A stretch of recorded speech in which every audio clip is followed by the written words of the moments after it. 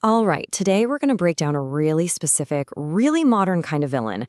And I'm not talking about someone who wants to take over the world. No, this is a rival whose real power comes from being super personal, totally relatable, and, let's be honest, just incredibly irritating. So let's kick things off with a question for you. If you had to design your perfect nemesis, what would they be like? And forget all the comic book stuff, okay? Think way closer to home. What would make someone perfectly, maddeningly your personal rival? So yeah, what exactly makes that perfect rival? Well, the idea we're digging into today suggests it's not about finding your polar opposite. It's actually something much more unsettling. This is a total rethink of what a modern villain can be. And that leads us right to the core idea here. Your perfect nemesis, they're basically an annoying mirror image of you. It's that uncanny, almost creepy similarity that's the real foundation of their power over you. And here's the real key, right? It's not just that they're similar to you. The word here is disturbingly similar.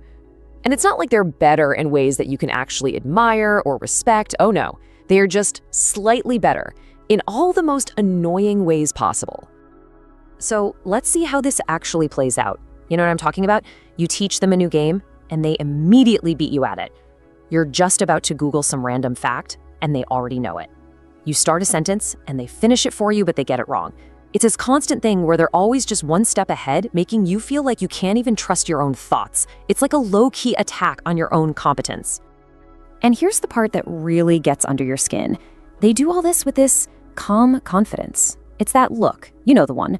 The look of someone who absolutely knows they're winning some kind of imaginary rivalry that you never even signed up for. And the worst part, they know that you know. So what's the fuel for this person? What makes them tick? It's not some grand evil plan, It's not pure malice.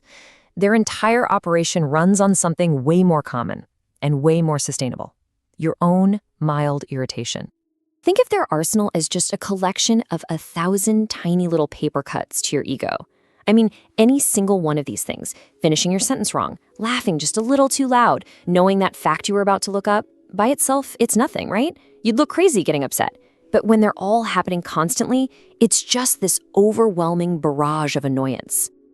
So that mild irritation you feel, that becomes their power source. It's literally a renewable energy source for psychological torment. It's the quiet, super efficient engine that lets this modern villain run forever, fueled entirely by your frustration. Okay, but wait, there's one final piece to this puzzle. It's a masterstroke, really. It's the one thing that takes this nemesis from being just annoying to being, well, truly unstoppable. So just to recap, we've got this person who's basically your twin, but they're slightly better than you in all the most frustrating ways. And they're powered by your own annoyance. You'd think that's bad enough, right? That's the whole package? Well, the worst part hasn't even happened yet. They would be polite about it. That is the masterstroke. Every single annoying, one-upping, sentence-finishing thing they do is wrapped in this perfect layer of politeness.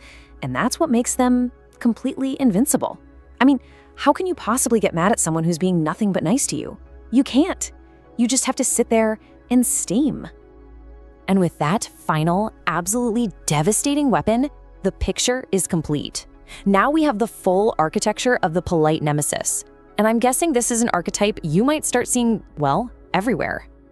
So let's just lay out the blueprint one more time. Here's how you build the perfect polite nemesis. Step 1, you start with a mirror image of yourself. Step 2, you add in those frustratingly superior talents.